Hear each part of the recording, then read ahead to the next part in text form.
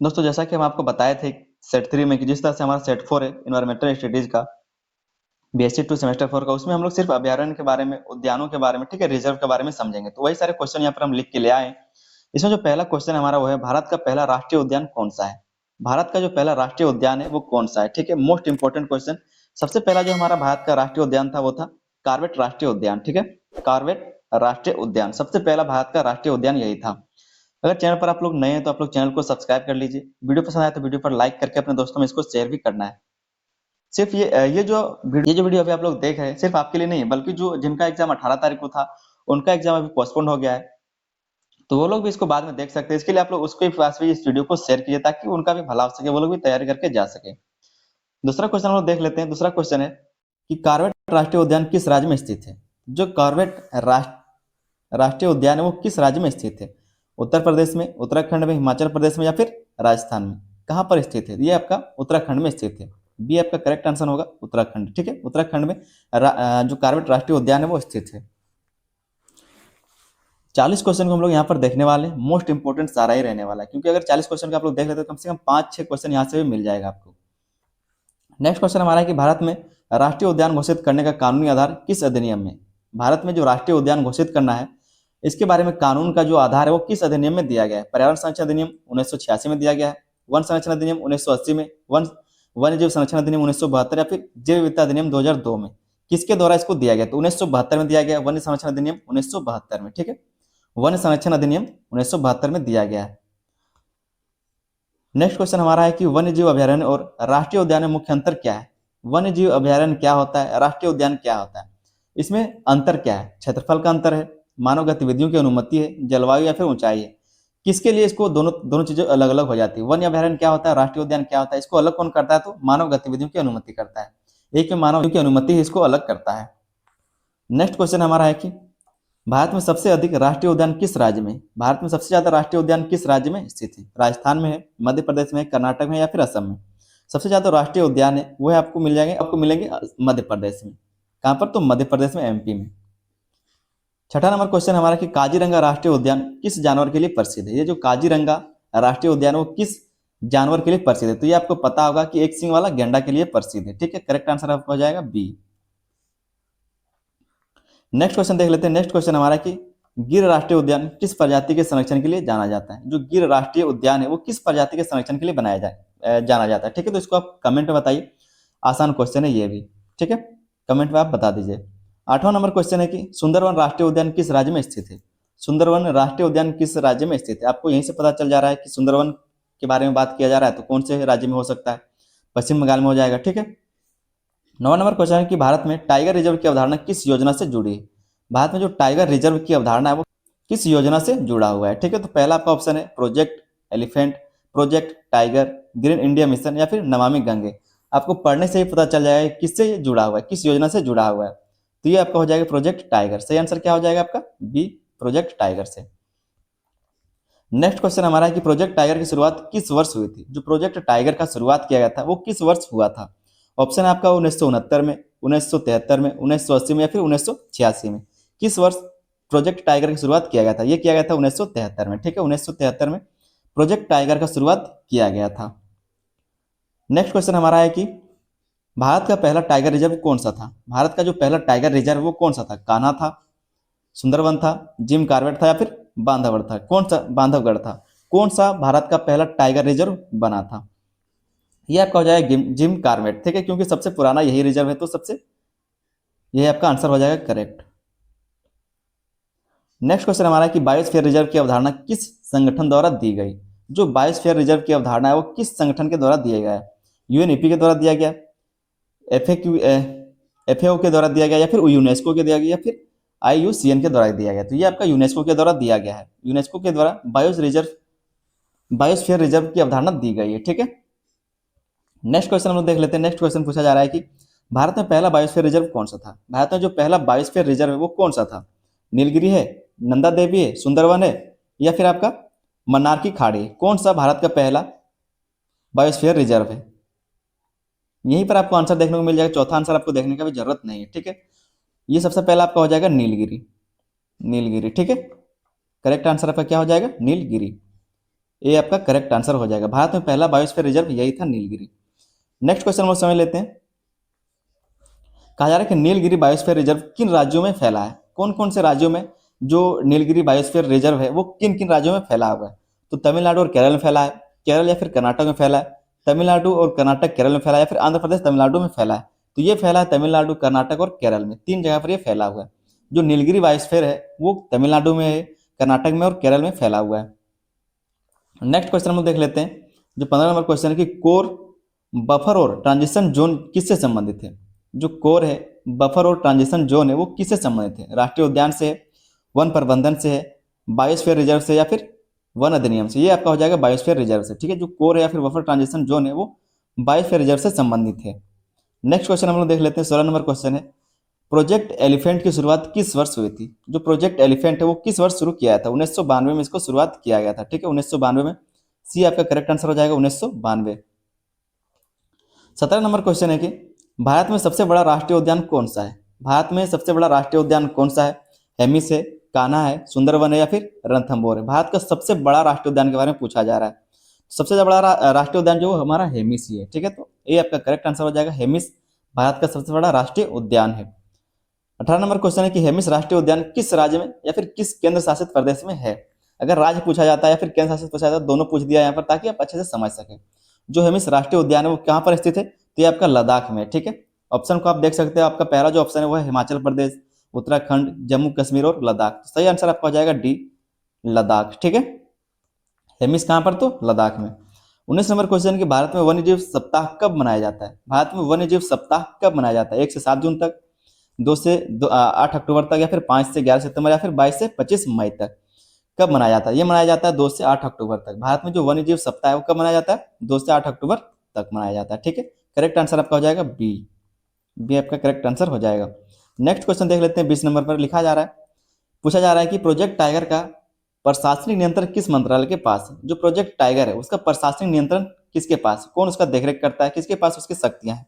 तो इसका जो शक्ति है वो पर्यावरण, वन और जलवायु के पास होता है, जलवायु परिवर्तन की मंत्रालय के पास ही होता है। ऑप्शन आपका गृह मंत्रालय, कृषि मंत्रालय, पर्यावरण, वन और जलवायु परिवर्तन मंत्रालय। तो यहीं पर आपको आंसर मिल गया, सी आपका करेक्ट आंसर हो जाएगा। ठीक है, सी आपका करेक्ट आंसर हो जाएगा। 21 नंबर क्वेश्चन में पूछा जा रहा है कि झारखंड का एकमात्र टाइगर रिजर्व कौन सा है? आपका बेतला। ठीक है, झारखंड का एकमात्र टाइगर रिजर्व कौन सा है? तो बेतला है, जो पलामू जिले में। अगर जिला पूछे तो आप लोग क्या लिखेंगे? पलामू लिखेंगे। अगर सिर्फ टाइगर रिजर्व का नाम पूछे तो आप लोग लिखेंगे बेतला। ठीक है, टाइगर रिजर्व का सिर्फ नाम पूछा तो आप लोग बेतला लिखेंगे, और अगर जिला पूछता तो आप पलामू लिखेंगे। ठीक है, जो 1973 में बनाया गया। अगर डेट पूछे तो आप 1973 लिखेंगे। नेक्स्ट क्वेश्चन हमारा है कि बेतला राष्ट्रीय उद्यान किस जिले में स्थित है? जो बेतला राष्ट्रीय उद्यान वो किस जिले में स्थित है? तुरंत हम आपको बताएं तो पलामू में है। ठीक है, पलामू में है। और ये क्वेश्चन बार बार पूछा जाता है। ये जो दोनों क्वेश्चन आप देख पा रहे हैं, झारखंड का एकमात्र टाइगर रिजर्व पूछे, या फिर झारखंड का टाइगर रिजर्व के बारे में पूछे, या फिर ये पूछे कि बेतला टाइगर रिजर्व कौन से राज्य में है, कौन से जिले में, तब भी दोनों क्वेश्चन आपका इंपॉर्टेंट हो जाता है। नेक्स्ट क्वेश्चन हमारा है, दलमा वन्य जीव अभयारण्य किस जानवर के लिए प्रसिद्ध है? ये जो दलमा है ये कौन से जानवर के लिए प्रसिद्ध माना जाता है? ये जो अभयारण्य है वो किस जानवर के लिए प्रसिद्ध माना जाता है? तो इसका सही आंसर आपका हो जाएगा हाथी के लिए। ठीक है, बी आपका करेक्ट आंसर होगा। जो दलमा मतलब होता है, दलमा वन्यजीव जो अभयारण्य है वो हाथी के लिए फेमस है, उसके संरक्षण के लिए बनाया गया। ठीक है, बहुत ही प्रसिद्ध है हाथी के लिए। नेक्स्ट क्वेश्चन हमारा हो जाएगा 24 नंबर में पूछा जा रहा है कि राष्ट्रीय उद्यानों में किस प्रकार की गतिविधियां पूर्णतः प्रतिबंधित है? राष्ट्रीय उद्यानों में किस प्रकार की जो गतिविधि है वो पूर्णतः प्रतिबंधित? वो शिकार करना है, तो शिकार वहां पर नहीं किया जा सकता। राष्ट्रीय जो भी उद्यान वहां पर शिकार के उद्देश्य से कोई भी नहीं जा सकता। ठीक है, नेक्स्ट क्वेश्चन हमारा, फोटोग्राफी ले सकते हैं आप लोग, पर्यटन के लिए जा सकते हैं, शोध के लिए जा सकते हैं, मतलब जो उद्यान वहां पर घूमने के लिए जा सकते हैं, लेकिन उसका मार काट नहीं करते, उसको शिकार नहीं कर सकते। नेक्स्ट क्वेश्चन है कि भारत में कुल राष्ट्रीय उद्यानों की संख्या लगभग कितनी है? क्योंकि ये हर बार बार बढ़ते जाता है। ठीक है, तो आप करंट अगर जानकारी नहीं तो आप बता सकते हैं भारत में कुल राष्ट्रीय उद्यानों की जो संख्या है वो लगभग कितनी है? तो लगभग 106 के आसपास है। कितना है? तो 106 के आसपास, ये बढ़ते रहता है। आगे देख लेते हैं। 26 नंबर क्वेश्चन है कि भारत के कुल बायोस्फीयर रिजर्व कितने हैं? भारत में कुल बायोस्फीयर रिजर्व कितने हैं? तो आपके 18 है। भारत में जो बायोस्फीयर रिजर्व वो 18 है। ठीक है, करेक्ट आंसर आपका सी हो जाएगा, 18। नेक्स्ट क्वेश्चन देख लेते हैं। पूछा जा रहा है कि मानव और जीवमंडल कार्यक्रम किससे जुड़ा है? मानव और जीवमंडल कार्यक्रम किससे जुड़ा हुआ है? ऑप्शन आपका कि वन अधिनियम के तहत है, बायोस्फीयर रिजर्व के लिए, टाइगर रिजर्व, या फिर जैव विविधता अधिनियम के लिए। मानव और जीवमंडल कार्यक्रम किससे जुड़ा है? तो बायोस्फीयर रिजर्व के लिए, बायोस्फीयर रिजर्व के लिए जुड़ा हुआ है। करेक्ट आंसर क्या हो जाएगा आपका? बी। नेक्स्ट क्वेश्चन देख लेते हैं, राष्ट्रीय उद्यानों में भूमि निजी स्वामित्व में हो सकती है या नहीं हो सकती? जो राष्ट्रीय उद्यान है उसमें जो भूमि है, उसका जो जमीन है, क्या वो निजी स्वामित्व में हो सकता है या फिर नहीं हो सकता? तो नहीं हो सकता। जो राष्ट्रीय उद्यान है वो सरकारी होता है, वो किसी का निजी जमीन नहीं हो सकता। ठीक है, तो कहाँ पर ऑप्शन हो जाएगा? बी आपका। ठीक है, नहीं हो सकता है, ये कभी नहीं हो सकता। ठीक है, नेक्स्ट क्वेश्चन पूछा जा रहा है कि अभ्यारण्य में सीमित मानव गतिविधियों की अनुमति क्यों दी जाती है? जो अभ्यारण्य बनाए जाते हैं उसमें सीमित मानव गतिविधियों की अनुमति क्यों जाती है? पर्यटन को बढ़ाने के लिए? अगर मानव का सीमित कर दिया जा रहा है तो पर्यटन कहाँ से बढ़ रहा है? तो गलत ऑप्शन हो गया। स्थानीय समुदाय की आजीविका हेतु, उद्योग स्थापना हेतु, या फिर शहरीकरण के लिए अभ्यारण्य में सीमित मानव गतिविधियों की अनुमति क्यों दी जाती है? ताकि स्थानीय समुदाय की आजीविका हेतु। सब क्या हो जाएगा? स्थानीय समुदाय की जैविका हेतु, आजीविका के लिए। नेक्स्ट क्वेश्चन है कि भारत का सबसे छोटा राष्ट्रीय उद्यान कौन सा है? भारत का सबसे छोटा राष्ट्रीय उद्यान कौन सा है? तो ये आपका हो जाएगा साउथ बटन आइलैंड। बिना सोचे समझे सबसे छोटा जो है यही है, साउथ बटन आइलैंड सबसे छोटा आपका राष्ट्रीय उद्यान है। नेक्स्ट क्वेश्चन हमारा है कि साउथ बटन आइलैंड राष्ट्रीय उद्यान कहाँ स्थित है? ये कहाँ पर स्थित है? तो ये आपका अंडमान निकोबार में स्थित है। साउथ बटन आइलैंड जो है ये आपका अंडमान निकोबार में स्थित है। ठीक है, 32 नंबर पूछा जा रहा है कि बाघों की गणना भारत में कितने वर्ष के अंतराल पर की जाती है? जो बाघों का गणना किया जाता है वो कितने वर्ष के अंतराल में किया जाता है? 2 वर्ष में, 3 वर्ष में, 4 वर्ष में या फिर 5 वर्ष में? तो 4 साल के अंतराल में किया जाता है, 4 साल में किया जाता है। ठीक है, नेक्स्ट क्वेश्चन पूछा जा रहा है कि नेशनल पार्क शब्द का प्रयोग सर्वप्रथम किस देश में हुआ था? जो नेशनल पार्क है उस शब्द का प्रयोग सबसे पहले किस देश में किया गया था? तो अमेरिका में किया गया था। ठीक है, अमेरिका में सबसे पहले नेशनल पार्क का शब्द का प्रयोग किया गया था। नेक्स्ट क्वेश्चन देख लेते हैं 34 नंबर पर। लिखा है कि येलो स्टोन राष्ट्रीय उद्यान किस देश में स्थित है? ये जो येलो स्टोन राष्ट्रीय उद्यान है वो किस देश में स्थित है? कनाडा में है, अमेरिका में है, या फिर ब्राजील में है, या फिर ऑस्ट्रेलिया में? तो ये भी आपका अमेरिका में ही है। इसका सही आंसर आपका हो जाएगा अमेरिका में। येलो स्टोन कहाँ पर है? तो अमेरिका में। नेक्स्ट क्वेश्चन पूछा जा रहा है कि भारत में वन्य जीव संरक्षण का मूल उद्देश्य क्या है? भारत में वन्य जीव संरक्षण का मूल उद्देश्य क्या है? पर्यटन विकास करना, आर्थिक लाभ देना, या फिर जैव विविधता संरक्षण, या फिर शहरीकरण? तो जो भारत में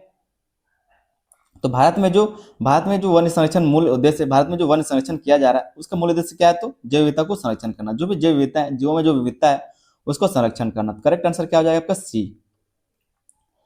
ठीक है, नेक्स्ट क्वेश्चन देख लेते हैं 36 नंबर का। बायोस्फीयर रिजर्व में सबसे अधिक संरक्षित क्षेत्र कौन सा होता है? जो बायोस्फीयर रिजर्व है वहां पर सबसे अधिक संरक्षित क्षेत्र कौन सा होता है? ट्रांजिशन जोन होता है, बफर जोन होता है, कोर जोन होता है, या फिर विकास जोन होता है? तो सबसे जो बायोस्फीयर रिजर्व में सबसे जो अधिक संरक्षित जोन होता है वो होता है कोर जोन। ठीक है, सबसे अधिक कोर जोन को ही संरक्षित किया जाता है। करेक्ट आंसर आपका हो जाएगा सी। ठीक है, करेक्ट आंसर क्या हो जाएगा? सी। नेक्स्ट क्वेश्चन पूछा जा रहा है कि वन्य जीव संरक्षण अधिनियम 1972 की अनुसूचियां किससे संबंधित है? ये जो वन्य जीव संरक्षण अधिनियम 1972 इसकी अनुसूचियां किससे संबंधित है? वन भूमि से, पशु पक्षियों की सुरक्षा श्रेणी से, या फिर जल स्रोत से, या फिर पर्यावरण प्रदूषण से? किससे संबंधित है? किस चीज से संबंधित? तो वन्य जीव जो संरक्षण अधिनियम है वो किससे? तो जो भी वन्य के जीव है उससे संबंधित रहेगा। तो पशु पक्षियों की सुरक्षा से। ठीक है, पशु पक्षियों की सुरक्षा श्रेणी से। 38 नंबर पूछा जा रहा है कि राष्ट्रीय उद्यानों का प्रबंधन किस स्तर पर किया जाता है? राष्ट्रीय उद्यानों का जो प्रबंधन वो किस स्तर पर किया जाता है? केवल केंद्र स्तर पर किया जाता है, राज्य स्तर पर किया जाता है, या फिर केंद्र और राज्य दोनों मिलकर करते हैं, या फिर ये निजी संस्था है? तो किस स्तर पर किया जाता है? ये केवल राज्य स्तर पर किया जाता है। ठीक है, केवल राज्य स्तर पर राष्ट्रीय उद्यानों का प्रबंधन किया जाता है। 40 नंबर में पूछा जा रहा है कि भारत में किस राष्ट्रीय उद्यान को वर्ल्ड पैराडाइज कहा जाता है? भारत के किस राष्ट्रीय उद्यान को वर्ल्ड पैराडाइज कहा जाता है? इसको बोलते हैं केवलादेव घाना को। केवलादेव घाना को, यहीं पर आपको ऑप्शन देखने को मिल जाएगा केवलादेव घाना। ए आपका करेक्ट आंसर हो जाएगा। दूसरा आपको देखने की जरूरत नहीं तो आप कंफ्यूज होंगे। नेक्स्ट क्वेश्चन और अंतिम क्वेश्चन पूछा जा रहा है कि केवलादेव घाना राष्ट्रीय उद्यान किस राज्य में है? जो केवलादेव घाना राष्ट्रीय उद्यान वो किस राज्य में स्थित है? तो ये आपको राजस्थान में देखने को मिल जाता है। बी आपका करेक्ट आंसर हो जाएगा राजस्थान। ठीक है, केवलादेव घाना राष्ट्रीय उद्यान आपको राजस्थान में देखने को मिलता है। उम्मीद करते हैं 40 क्वेश्चन आपको अच्छे से समझ में आ गया होगा। 40 का 40 आपका इंपॉर्टेंट है। अभी तक अगर आप लोग चैनल को सब्सक्राइब नहीं किया तो आप लोग चैनल को सब्सक्राइब जरूर कर ले। वीडियो पसंद आए तो वीडियो पर लाइक करें, अपने दोस्तों में इसको शेयर भी करना है। 3 से 4 सेट हम करवाएं तो चारों सेट को आपको देख के जाना है एग्जाम में, ताकि आप अच्छे से एग्जाम को अटेम्प्ट कर सके, अच्छे से ला सके। ठीक है, तो आप लोग चारों वीडियो को देख के जाइए। साथ में बीटेक पेपर का जो पीडीएफ वो अपने व्हाट्सएप ग्रुप में डाल दें, तो आप लोग व्हाट्सएप ग्रुप को जाकर ज्वाइन कर लीजिए। वहाँ पर आपको पीडीएफ मिल जाएगा, तो वहाँ से जाकर आप लोग डाउनलोड कर सकते हैं। और अपने इस वीडियो को अपने दोस्तों में शेयर कीजिए, चारों सेट को अपने दोस्तों में शेयर कीजिए, क्योंकि जिसका एग्जाम अभी पोस्टपोन हो गया वो लोग भी तैयारी कर सके। इसके लिए आप लोग इस वीडियो को ज़्यादा से ज़्यादा शेयर भी कीजिए। चलो दोस्तों, मिलते हैं अगले वीडियो में, तब तक के लिए धन्यवाद। जय हिंद।